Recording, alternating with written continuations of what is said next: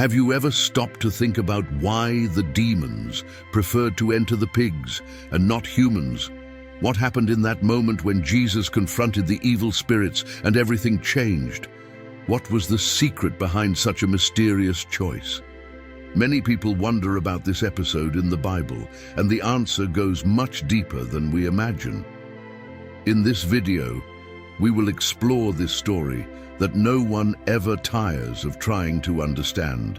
And believe me, what you will discover might change your view on this sacred moment. Stay tuned, because what lies behind this passage is more surprising than you think. Let's dive into this mystery now. The story we are exploring today begins in a distant and exotic place for the Jews, Gadara.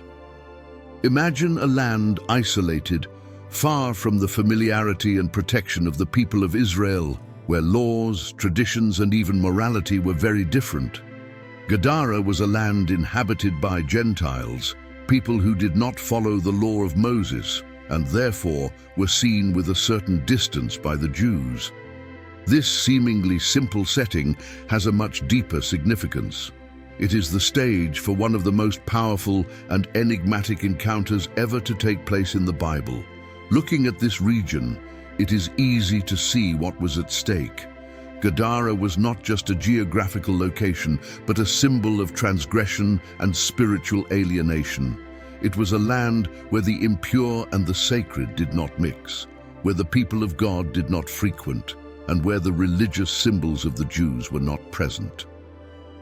In this place, the atmosphere was set for an epic spiritual confrontation that would challenge the notions of purity and impurity of all who witnessed what was about to happen. Now, imagine yourself alongside Jesus as he and his disciples cross the Sea of Galilee toward this distant and strange land. The atmosphere must have been heavy, as if the very air was charged with palpable tension. We know that Jesus had already performed incredible miracles, but something was about to happen that would challenge his followers' understanding of divine power even further. They probably had no idea what awaited them, but the tension in the air was unmistakable. What was coming that day would not just be a simple healing or exorcism of a demon. No, this encounter would have a much greater impact. Something that would make the disciples question even more the authority of Jesus over the spiritual world. Can you imagine the discomfort of the disciples upon arriving there? The feeling of being in a foreign land, full of spiritual enemies, without the protection of the law of Moses, without the comfort of the familiar Jewish people.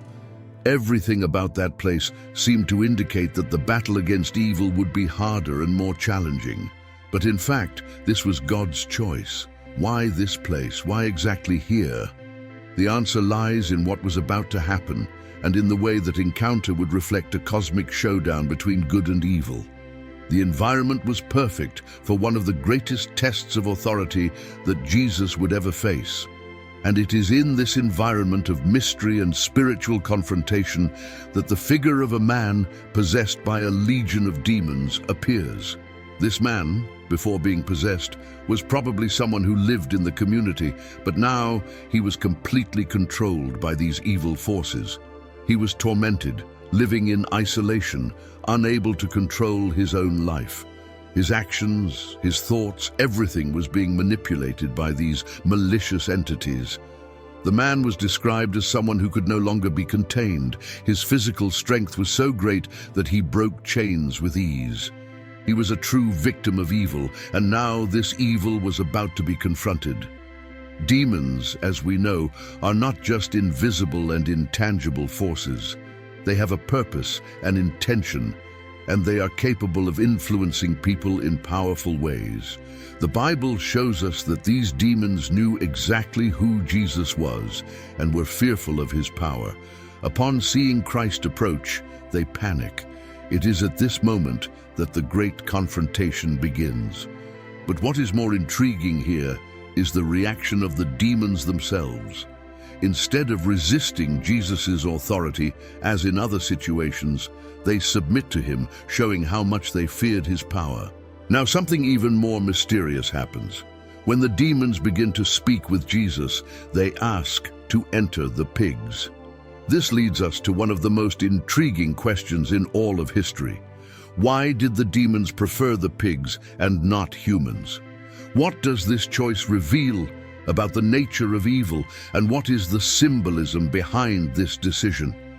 As if that weren't enough, the region of Gadara was full of pigs, a detail that, at first glance, may seem incidental, but has a profound impact on the narrative.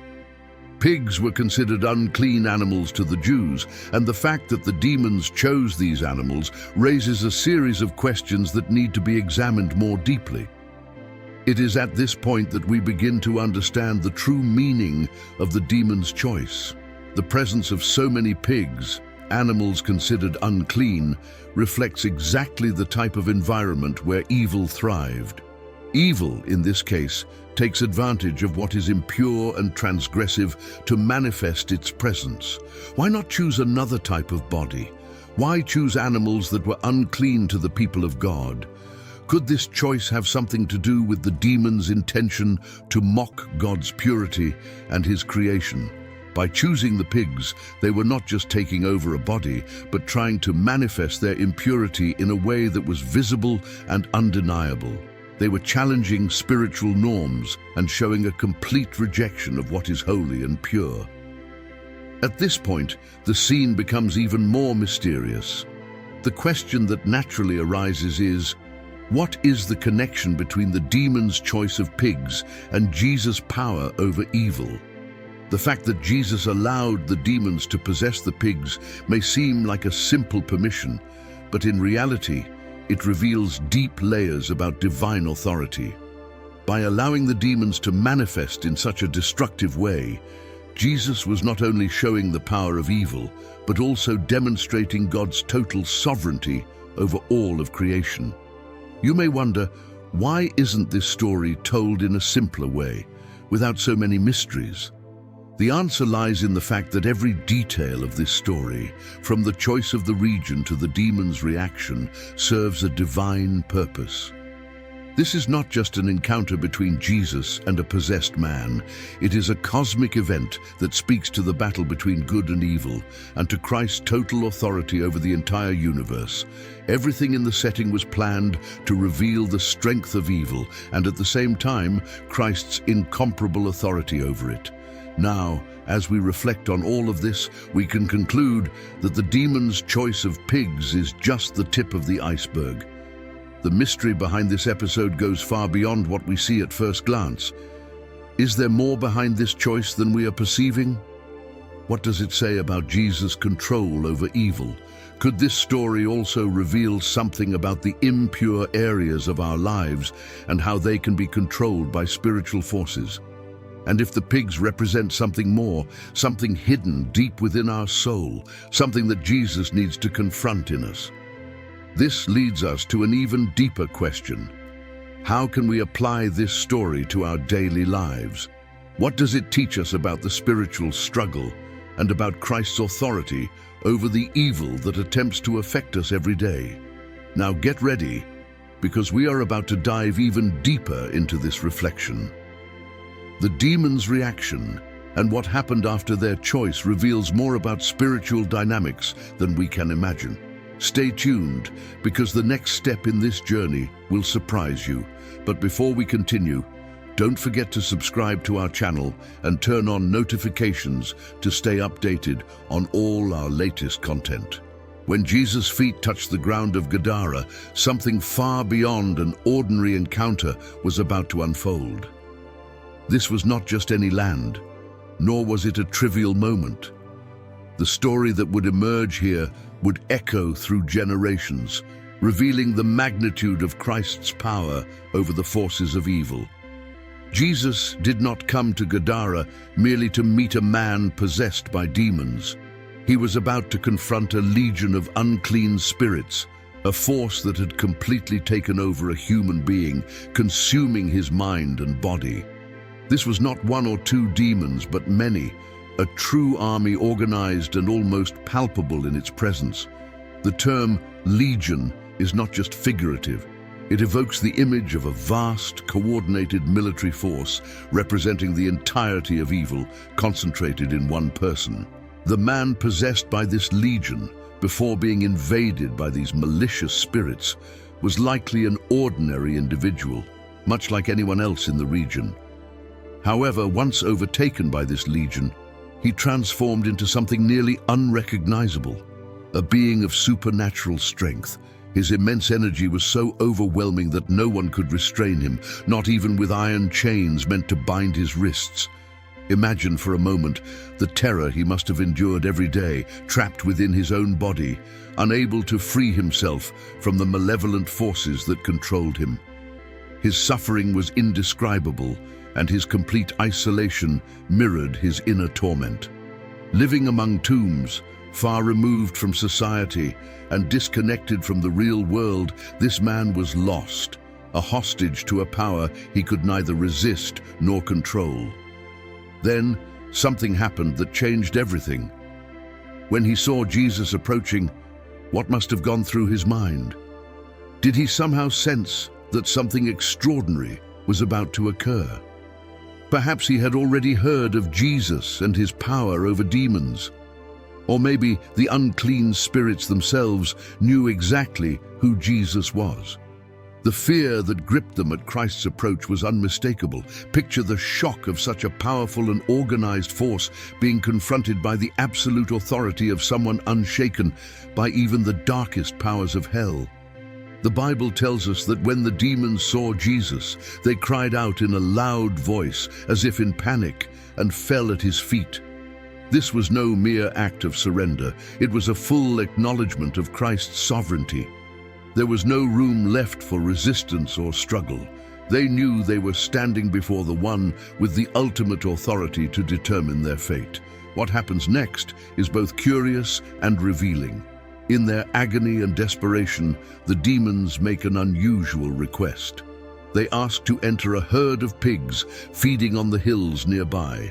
They do not request to return to the man to continue their possession or to enter another human being.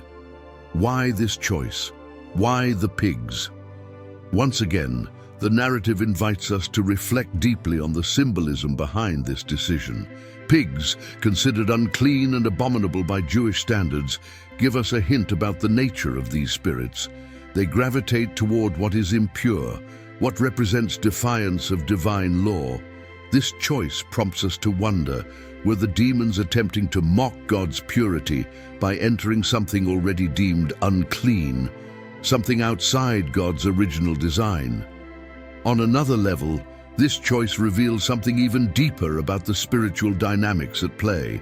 The demons opting for the pigs instead of the man may signify their desire to destroy what represents divine purity and creation.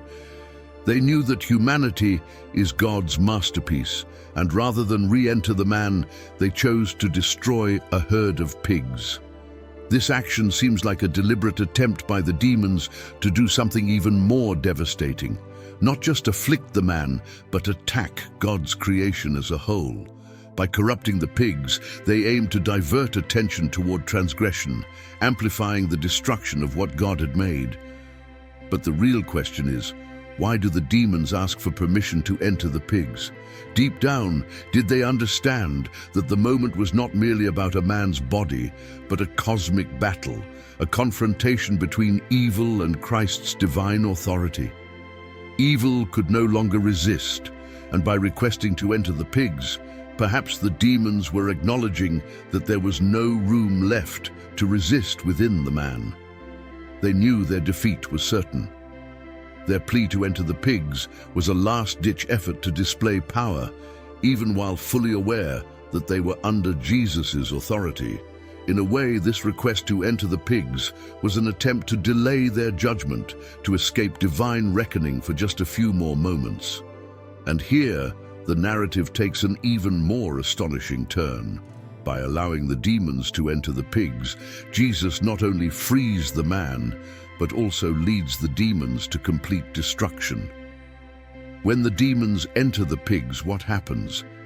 The animals, possessed by the legion of spirits, immediately rush down the hillside, plunging into the lake and drowning.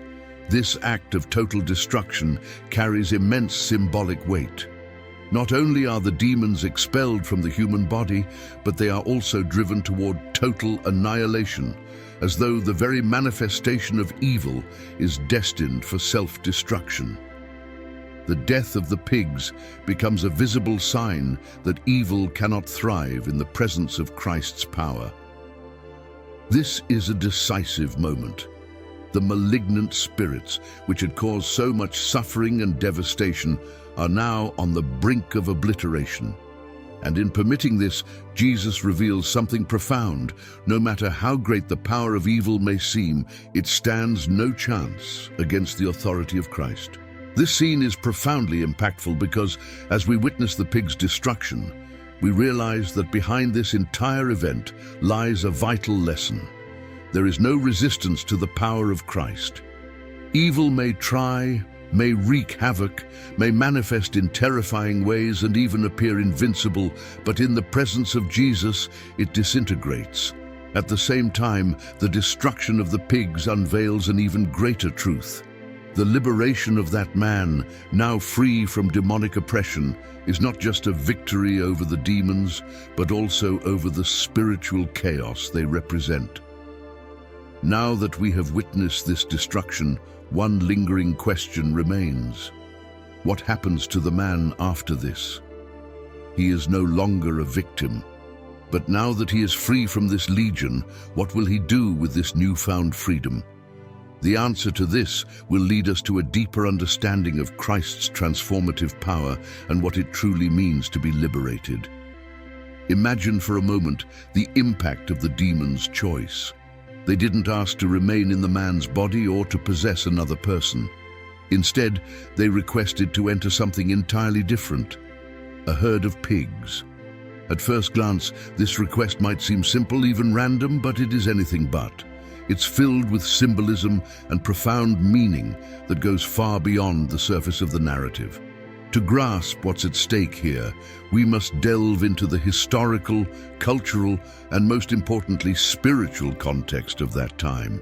At that time, pigs were considered unclean animals by the Jews. They were avoided not just as food, but as symbols of everything that transgressed the purity laws governing the religious life of the people. When the demons asked to enter the pigs, it wasn't merely a pragmatic choice, but an act of defiance, mockery, and even exposure of the purity system established by God. It's no coincidence that the Bible often uses the metaphor of unclean to represent transgression, immorality, and especially evil. Choosing the pigs was, in a sense, the demon's way of embodying the antithesis of everything God created as pure and good. They didn't settle for simply possessing a human body created in God's image, but opted for something seen as the utter denial of that image: pigs. This act of possessing pigs reveals something profound about the nature of evil. The evil spirits weren't merely seeking a host, but making a statement about purity and morality. They aimed to inhabit what was already impure in God's eyes, to show that evil seeks not only to corrupt humanity, but to infect creation itself, defiling its divine nature. By choosing to enter the pigs, the demons were symbolically attempting to contaminate and destroy what was already viewed as unclean. They were playing with the concept of spiritual filth in an even more subversive way. The story becomes even more intriguing when we consider what happens after the possession. Once the demons entered the pigs, the animals, driven by this malevolent force, became utterly uncontrollable. In a frenzied state, they rushed downhill and plunged into the sea, where they drowned and disappeared beneath the waters. This event is impactful both literally and symbolically. The pig's death is not merely an animal tragedy, but a reflection of something much greater happening in the spiritual realm. Why such an extreme reaction? Why did the pigs, possessed by evil spirits, commit such a dramatic act of self-destruction? This total annihilation brings to mind the idea that evil, when it finds the right environment, inevitably destroys itself. The ultimate aim of evil is self-destruction. It seeks to corrupt, destroy, and ruin everything it touches, but in the end, it consumes itself. There's something deeply symbolic in this moment. In the Bible, the sea often represents chaos and destruction. Watching the pigs plunge into the waters evokes the image of a return to the primordial chaos from which God brought order to the world. They return to the abyss, the void, as if this were the true nature of evil. What does this teach us? That the presence of evil, though powerful for a time, cannot prevail. When confronted by God's power, evil is driven to self-destruction. Here, the water is more than a physical element. It's a metaphor for the abyss, the place where corruption and chaos originate. The drowning of the pigs is thus a visual representation of a spiritual truth. Evil has no future, and any force opposing God is destined to destroy itself, even if it seems victorious for a moment. This tragedy involving the pigs also raises a deeper question.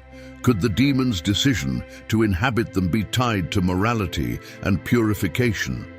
Purity and morality were central themes for the Jewish people, and indeed, sin, evil, and impurity have always been core topics in Scripture.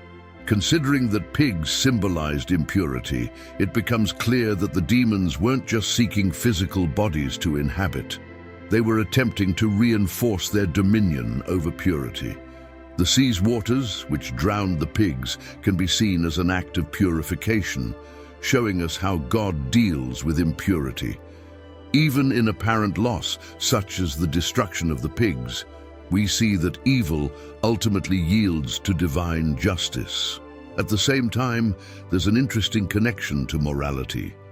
When the pigs, controlled by the spirits, impulsively rush to their death, it reminds us of a profound spiritual truth. Morality and purity cannot be subverted or contaminated without consequences.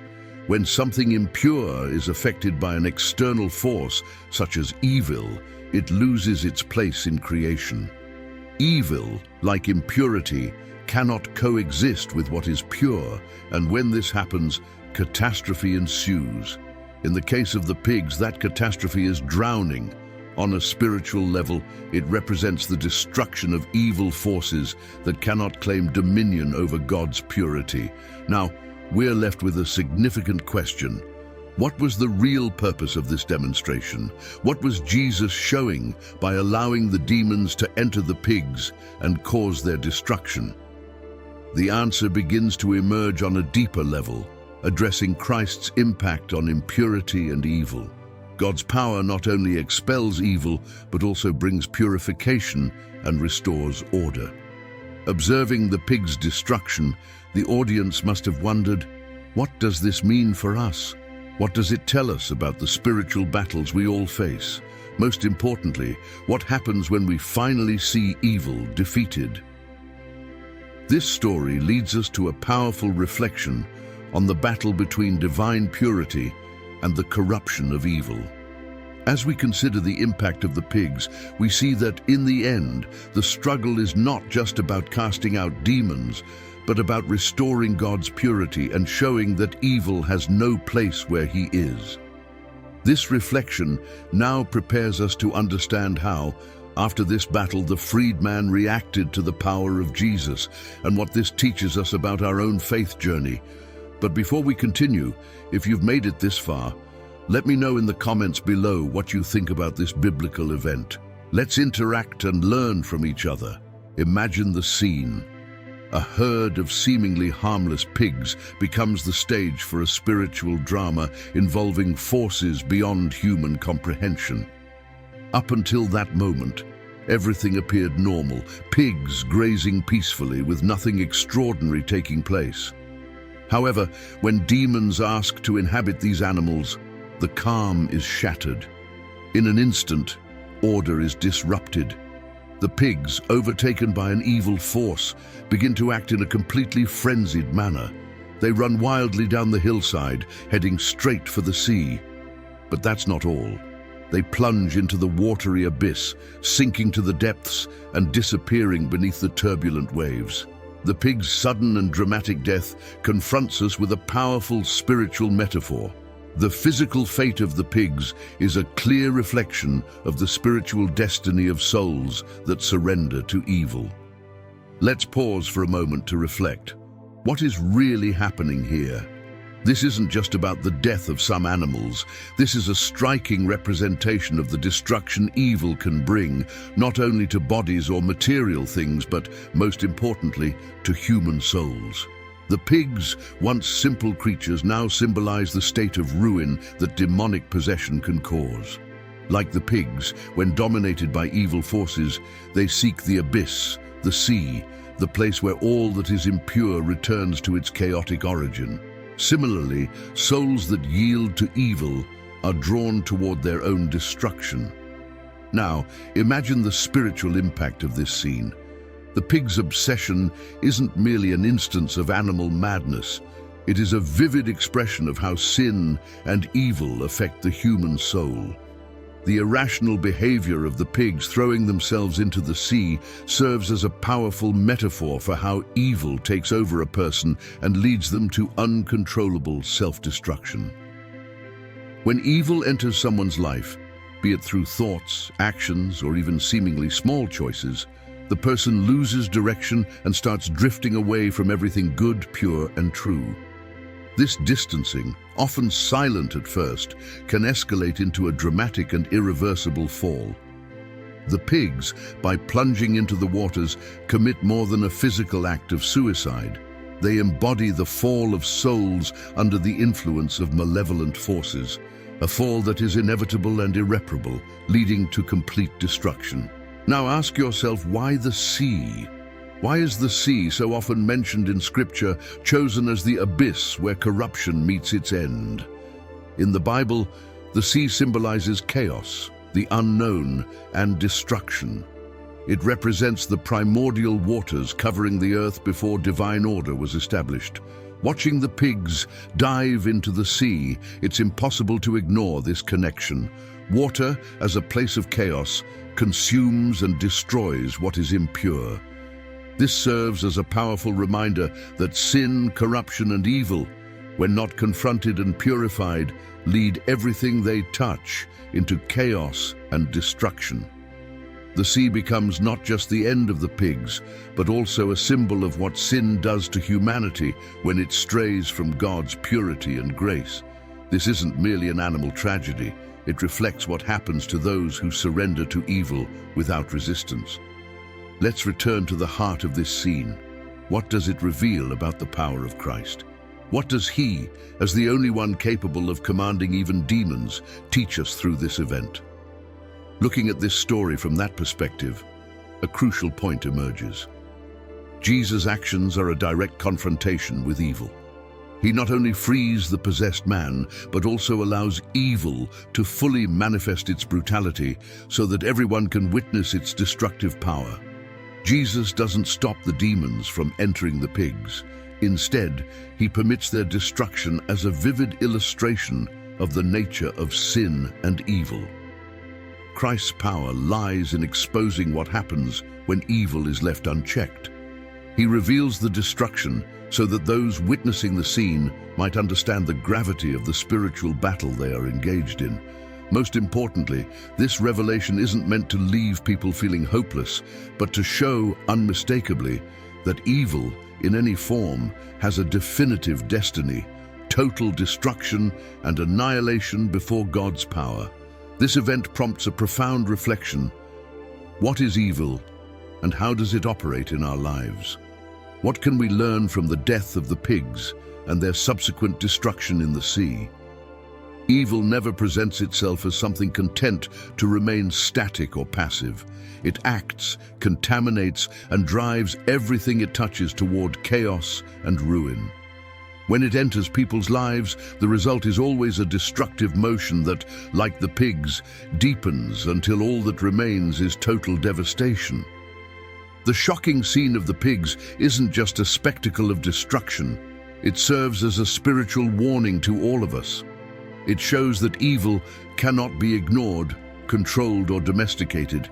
Moreover, it reveals the urgency of having Christ's power in our lives to prevent that evil from dragging us into chaos. The pigs, when possessed, symbolize what happens when malevolent forces are given the freedom to act without restraint, but they also remind us that the destruction of evil is inevitable in the face of Christ's power. The death of the pigs becomes a metaphor for how everything impure and wicked will ultimately be destroyed. There is no place for evil in God's kingdom. It will be purged, eradicated, just as the waters of the sea swallowed the pigs. But then, what happens to the man freed from demonic possession? How does he respond to his liberation? How does Christ's action in this event reveal even more about his power and mercy? These questions are crucial because they help us understand not only the destruction of evil, but also the freedom that Christ offers. What happens after this event is not just a continuation of the story of the pigs, but a continuation of the story of redemption and how Christ transforms the life of anyone he touches. This transition from destruction to liberation leads us to the next step in this narrative. The man, now free, has a choice. What will he do with the freedom that Christ has given him? Imagine the scene. The sun still shines on the horizon of Gadara, a small town on the shore of the Sea of Galilee. The morning calm, however, is about to be shattered by an event that will challenge all human perception. As the residents of the region approach the site of the miracle, they are met with an unusual and unsettling vision. The man who, not long ago, wandered among the tombs, completely possessed, screaming and harming himself, is now sitting at the feet of Jesus, utterly calm, with his mind restored and in perfect judgment. The same man who once was a constant source of fear and despair now stands as a living testimony to the power of Christ. Seeing this scene, many must have stopped in shock. What was happening? How could a man who could not be restrained by chains now sit so peacefully? What could explain such a radical and sudden transformation? Undoubtedly, a miracle had unfolded before them, something they could never have imagined witnessing. Yet, their reaction was far from what one might expect from those witnessing such an extraordinary gift. Instead of marveling at what Christ had done, instead of celebrating the liberation of this man, the majority of the townspeople felt afraid. That's right. Instead of embracing the manifestation of Jesus' power and mercy, fear overcame them. They hurriedly asked Jesus to leave. This reaction invites us to a profound reflection. What causes such fear? What prevents people from seeing the wonder of a miracle as a blessing? Could it be the expectation of a God who alters reality and disrupts the established structures of our lives that generates this apprehension? The truth is, many times we are unprepared to deal with divine power when it manifests in unexpected ways. No matter how much we've heard about miracles or how deeply we believe in God, when He acts so directly and so far out of our control, fear is often our first reaction.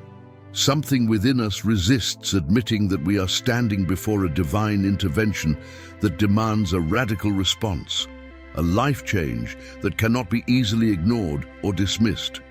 Jesus, with His powerful presence, forced those people to confront the true state of their souls, and many were not ready for that confrontation. Why does fear take hold? Perhaps because Jesus' miracle is not just an act of healing, but also a call to transformation. Imagine for a moment the lives of those residents. They were accustomed to the possessed man's presence, to the unrest he caused, and even to the fear he invoked. Jesus' presence, therefore, was not only a moment of restoration, but also a moment of disruption. He brought order, but that order implied that something had to be left behind. The change He brought was not small. It deeply touched the established structures of their lives.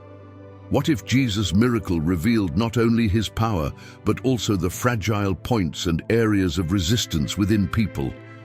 What if, by healing that man, Jesus was inviting them to examine the areas of their lives where they too needed liberation but were not ready to let go?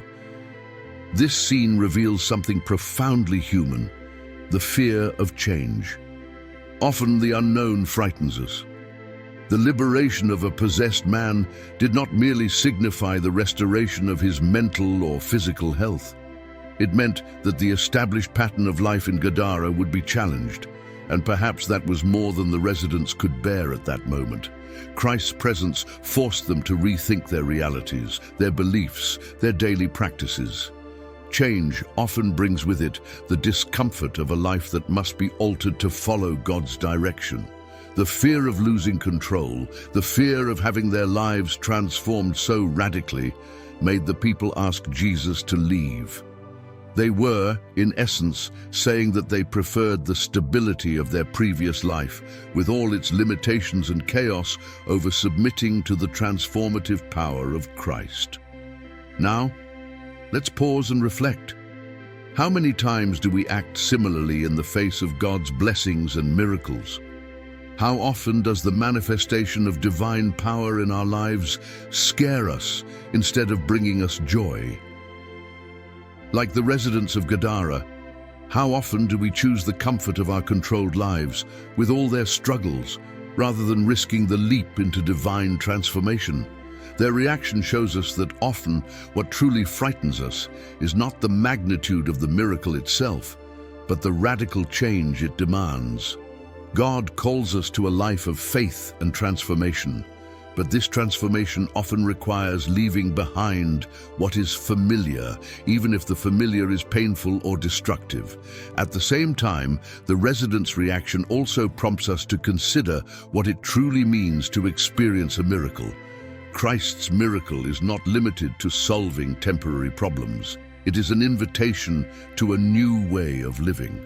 The change he brings to our lives is not superficial, it is profound, touching every aspect of our being. And this often confronts us with the reality that to fully experience God's miracle, we must be willing to let go of our old ways of living. This is terrifying because it challenges our ego, our comfort zones, our old habits and mindsets. Are we willing to allow God's miracle to transform our lives in ways beyond what we imagined or planned? The truth is, God does not act merely to give us temporary blessings. He acts to offer us a new way of life, a new perspective, a new identity. The reaction of the residents of Gadara, though filled with fear and rejection, therefore, teaches us a crucial lesson. It challenges us to examine our readiness for the radical change that God desires to bring into our lives. Are we prepared to receive God's blessings, even when they challenge us to let go of what is familiar? What does this say about our faith? Do we prefer to continue living with our limitations, our pain, our fears, to the point of rejecting the transformation Christ offers us? As we conclude this reflection, one crucial question still hangs in the air. What happens to that healed man? How does he respond to the great change in his life? How does he handle the new beginning that Christ has given him? And more importantly, how can he testify to everyone about the power of God? What does his story teach us about how we should respond to divine miracles and transformation? When you read about Jesus' encounter with the possessed man in Gadara, you can't help but wonder, why did the demons surrender so quickly and almost without resistance? This scene is fascinating because, throughout the Gospels, demons often fiercely resist Jesus' authority, fighting to maintain their grip on those they possess. Yet, in this particular instance, something different happens. They surrender almost immediately to his command. No protests, no attempts to escape. Why is this? The Bible gives us an important clue about the demons' behavior.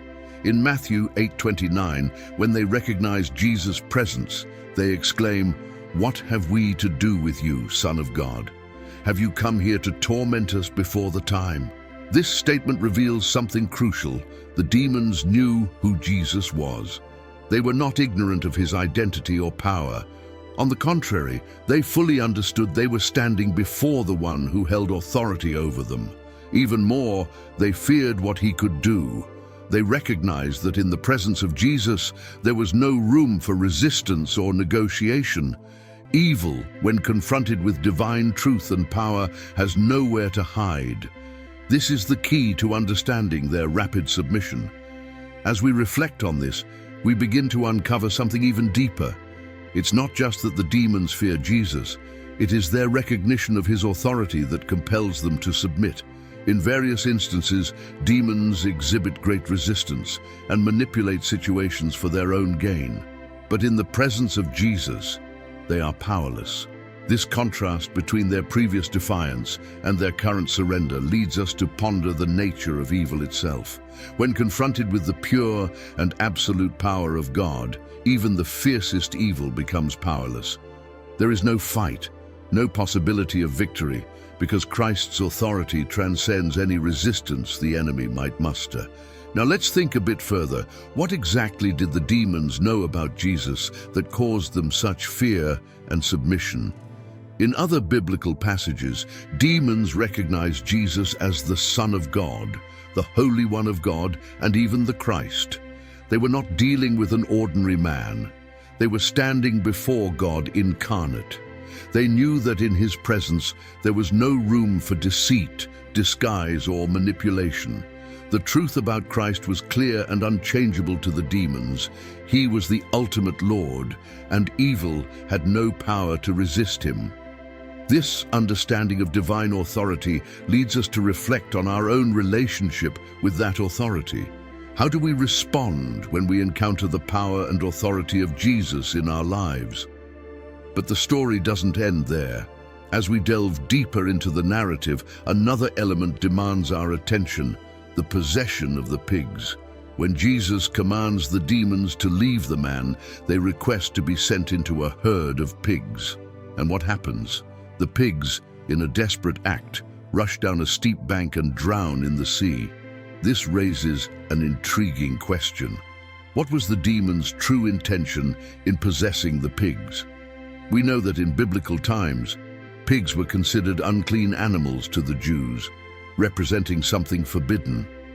Their use here may carry a much deeper symbolic meaning.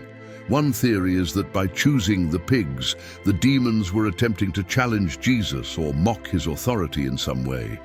They asked to be sent into a herd of unclean animals, perhaps as a way to distract or enact a final act of rebellion. However, their true intention seems to go beyond this. By causing the pigs to drown, the demons reveal their destructive nature. Evil never builds, it only destroys. What we see in this reaction is the true face of evil. It has no interest in preserving or creating good. Its goal is always destruction. The pigs, like the possessed man, were instruments of evil. But like the man, they were left at the mercy of unrelenting destruction. This is a symbolic representation of what happens when evil is at work. It seeks destruction, even if it results in collateral damage. On the other hand, the demons' choice of the pigs also reveals their fear of their own destruction.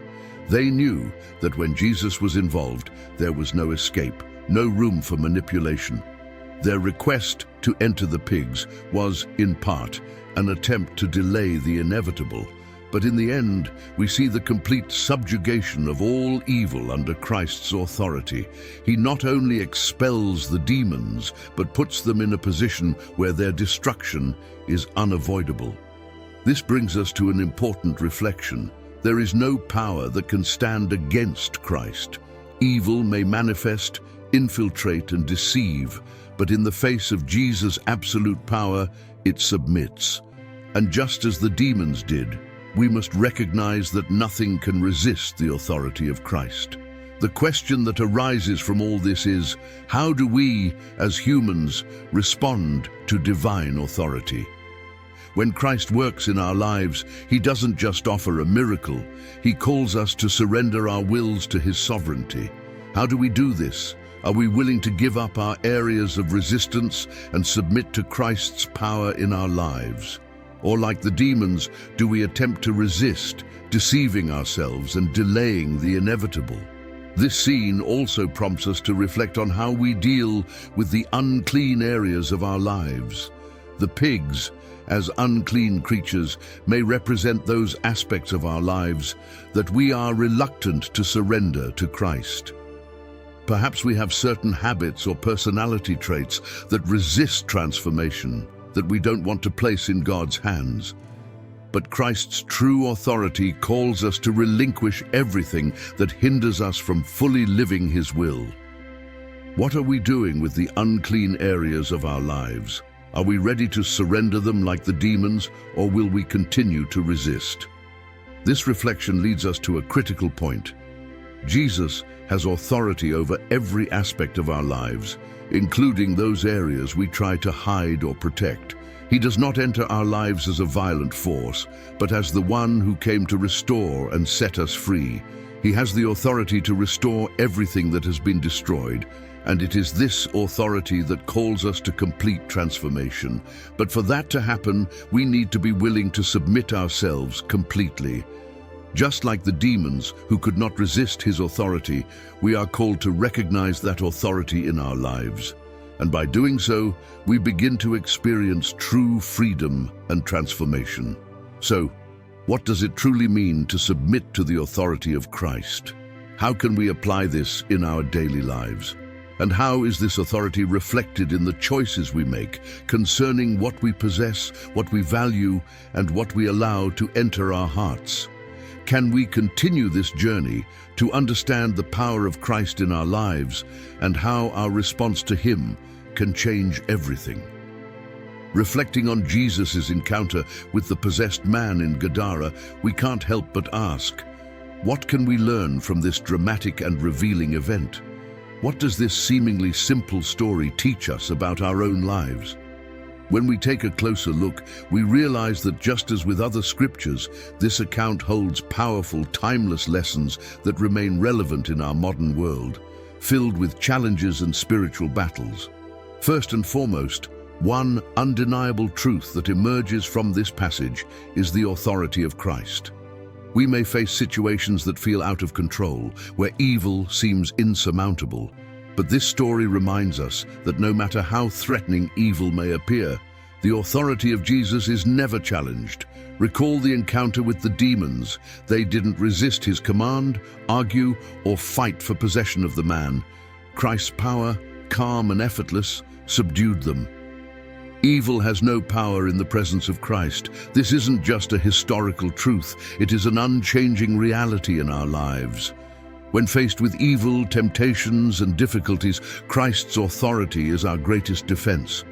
This truth is one we often forget in our daily walk. Life's challenges and spiritual battles can leave us feeling alone, weak, and as though evil is in control.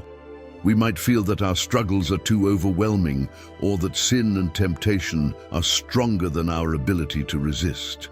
Yet just as with the demons, all evil is ultimately subject to divine will. For us, this means that no matter how difficult the battle may seem, Christ's power is on our side, sufficient to bring restoration and peace. If Jesus could restore the possessed man, bringing him back to a state of peace and sanity, He can also restore any area of our lives dominated by evil, pain, or sin. This is the first takeaway from this event. Christ's authority is the key to victory over evil. But the lesson doesn't stop there. The second profound teaching we can extract from this event is a call to reflect on what we allow into our lives. In this story, we see the demons asking permission to enter a herd of pigs. This seemingly simple request gives us an important insight into how evil operates. Demons cannot act alone. They needed a body, a physical space to manifest their presence. This raises a critical question. What are we allowing into our lives? Are we in some way leaving openings for evil to take hold in our hearts and minds? Though the demons were cast out by Christ, their actions were possible because a door had been left open, a space for them to manifest. This is a truth we must consider seriously. How often do we allow space for thoughts, attitudes, or behaviors that gradually take root in our hearts and minds? Evil, like the demons, doesn't usually enter abruptly. It sneaks in through small compromises, through breaches we leave open without noticing. Are we letting evil manifest in our choices? How we manage our emotions, relationships, thoughts, and even daily actions can open doors we might not even realize. What we learn from the demons in this event is that they cannot act without permission or an opening. Therefore, we must remain vigilant in our daily choices as they determine where we might unknowingly allow evil to have space in our lives. Perhaps it's pride, anger, fear, or even doubt that prevents us from fully surrendering our lives to Christ. Moreover, this story teaches us that Jesus can restore any situation, no matter how desperate it may seem. Consider the man possessed by a legion of demons. He was lost, without hope, and an outcast from society. His life was dominated by evil forces, seemingly without escape. But when Jesus arrived, the transformation was radical. He was restored to sanity and peace. Jesus didn't just free the man from demonic possession, he reintegrated him into his community and returned him to his original purpose. No matter how far you may feel from God, Jesus can fully restore your life. He has the power to transform any situation, no matter how chaotic or irreparable it may seem. This event also leads us to a deeper reflection. How do we respond to Christ's authority in our lives? When Jesus' power manifests in our lives, it doesn't come as an impersonal force, but as a personal call to action, challenging us to evaluate our choices and how we're living. In the Gadara episode, when Christ revealed himself, he demanded a response. The man who was freed didn't remain passive. He immediately began to tell everyone about what Jesus had done for him. And us? How do we respond to Jesus' intervention in our lives? Are we allowing him to have authority over every aspect of our existence, or are we still resisting in certain areas, just as the demons resisted Christ? The overarching lesson from this event is that Christ's intervention is not just an act of power, but an invitation to profound life transformation. It's not merely about being freed from evil, but about being transformed from within. Jesus' power calls us to a new life, one of freedom, peace, and obedience. He offers not only restoration in areas destroyed by evil, but also the chance to live according to his will and purpose. Looking at this story, we can conclude that despite the difficulties and the moments when we feel like evil is in control, the authority of Christ is unquestionable. It is what gives us hope, strength, and confidence to face any challenge. However, this authority also requires a response from us. Are we allowing Christ to rule our lives in every detail? Are we surrendering our choices and actions to the Lord, or are we still allowing evil to have space where there should be freedom? The event in Gadara is a powerful reminder that, with Christ, nothing is impossible, and his authority is the key to our transformation and liberation. Now, with all of this in mind, how can we apply the authority of Christ in our daily lives? How can we truly allow him to govern our lives and free us from any evil influence? What lies ahead in our lives that still needs the authority of Christ to be restored? These are the questions we must take into the next step of this journey of transformation. Now that we have traveled the full path, carefully analyzing the story of Jesus, the demons, and the possessed man, we can finally approach the conclusion of the mystery. Throughout this journey, we have encountered moments of questioning, reflecting on the behavior of the demons, the reactions of the people, and the way Jesus handled it all. Each detail of this story reveals more than just a simple act of healing. It contains powerful lessons that can transform our lives if we truly understand them. But, as with any great story, the answer doesn't come immediately. The mystery unfolds only when we delve deeper into every part of the narrative. The first point of interest is why the demons chose the pigs. The choice of pigs as vessels for the demons may seem strange at first, but it is far from a trivial detail. Why did the demons ask to be sent into the pigs rather than anywhere else? The answer lies in the concept of the price of spiritual impurity. Jesus not only expelled the demons, but also placed them in something that symbolized impurity to the Jewish people: pigs. In Jewish culture, pigs were considered unclean animals, and their presence in a region like Gadara, a Gentile territory, already suggested a spiritually contaminated society. By entering the pigs, the demons were not merely seeking a body, but symbolically seeking a place of impurity, a space where evil could fully manifest. The truth here is uncomfortable but crucial. Spiritual impurity carries a cost. The demons understood that spiritual contamination brings devastating consequences, and choosing an impure body like the pigs reflects the impact that evil has on human life. When we disregard spiritual matters and allow impurity into our lives, it not only affects our soul, but also our surroundings. Just as the pigs plunged into the sea and perished, impurity leads to destruction. This is a painful but necessary lesson for our spiritual journey. When evil finds a foothold in our lives, it not only affects us directly, but also destroys everything around us. We may try to ignore this, but the presence of evil in any area of our lives is reflected in our choices, relationships, and even our inner peace. Now, what more can we learn from the reaction of the people after this event? When the people of that city saw what had happened, the man's liberation and the destruction of the pigs, they were terrified and asked Jesus to leave. This behavior, although surprising at first, reveals something deeply human. Often, the liberation from something so ingrained in our lives can evoke fear and rejection. Those people were so accustomed to their reality, even though it was marked by the presence of evil, that change left them uncomfortable. Fear of transformation, fear of the unknown, often causes people to prefer the comfort of evil rather than face the challenges of purification. The rejection of Jesus was not a rejection of his person, but of the radical change he brought. It is not uncommon in our lives to cling to what is familiar, even if it means living in impurity or oppression. This episode challenges us to ask ourselves, are we truly willing to allow Jesus to bring transformation and restoration into our lives, even when it means letting go of something familiar or comfortable?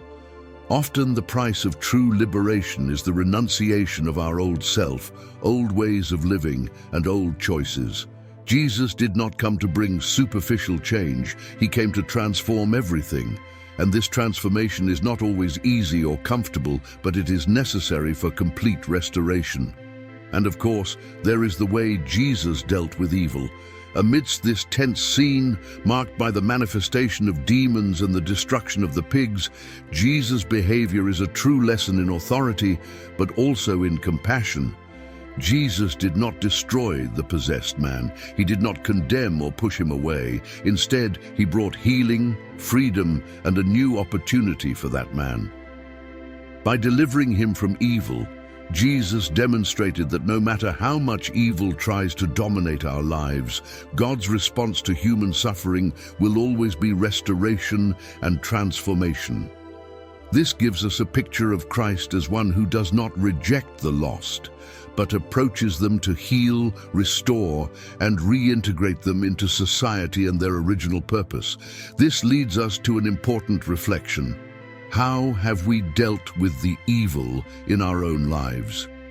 When we confront our weaknesses, our mistakes, or even habits that dominate us, our reaction can be one of avoidance, like the people of Gadara, or one of embracing the transformation offered by Christ. Jesus teaches us that in dealing with evil, we need courage to confront what is within us, to expel what binds us, and to let him set us free. True restoration does not come from fleeing from evil, but from facing it with Christ's authority and allowing him to bring purification into our lives. So, What can we conclude about this entire event? The mystery of Gadara, when unraveled, presents lessons that are both challenging and comforting. Jesus shows us that he has absolute power over evil, and that when evil encounters his presence, it must submit. But he also reveals the need for purification and spiritual renewal, as evil not only affects the body or mind, but corrupts the heart and destroys our relationships with God and others. And if all of this was possible for that possessed man, it is also possible for us. No matter how deep the chains that bind us, Jesus is always ready to free, restore, and purify. He came to completely transform our lives, and when we surrender to his authority, we begin to experience true freedom. Now, with all of this in mind, what will you do with this revelation? How will you respond to the transforming power of Christ in your life? Are you ready to allow him to purify, heal, and restore every area of your life? No matter how deep the wound may be, the mystery has been revealed, and now the choice is yours.